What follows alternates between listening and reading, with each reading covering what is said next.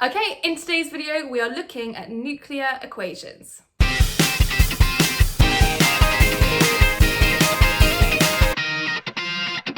If you're unsure as to what a decay is, make sure you watch the previous video first. So it turns out that we can represent our decays in equations.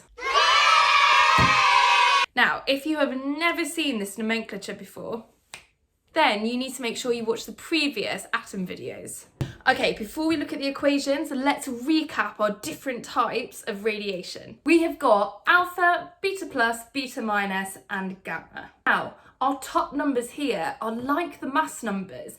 They tell me how many neutrons and protons I have in that particular type of radiation.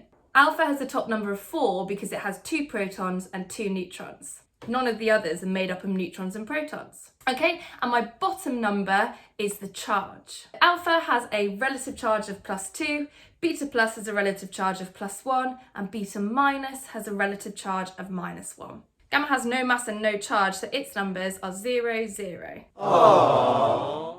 Okay, let's do this. General form of one of these equations is the parent nucleus, an arrow to show the decay, the daughter nucleus, and the radiation. Here is a decay equation from uranium to thorium via alpha decay. Now what we need to do is we need to be able to fill in the blanks. We're going to do it by doing 2 very simple lines of maths. In our decay equations, just imagine that the arrow sign is an equal sign. So my top line of maths here reads 238 equals something plus something.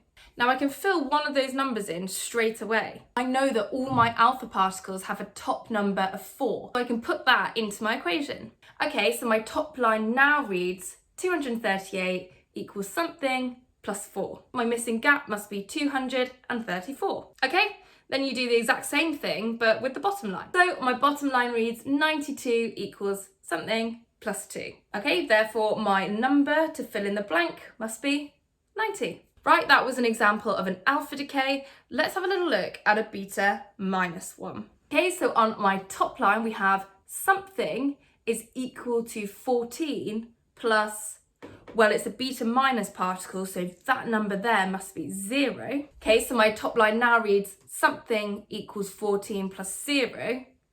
Therefore, this number here must be 14. Then on my bottom line, we have something is equal to 7 plus -1. Therefore, my number there must be 6. Okay, hopefully you're getting the idea. Have a go at this equation here. Okay, so you should have 23 for magnesium at the top and 11 for sodium at the bottom. That's it. It's quite straightforward, really, but it is very, very, very easy to make a silly mistake. And I do, all the time, as my students will probably testify. So make sure, even if you find it simple, that you do write out those 2 lines of maths. Okay, thanks for watching.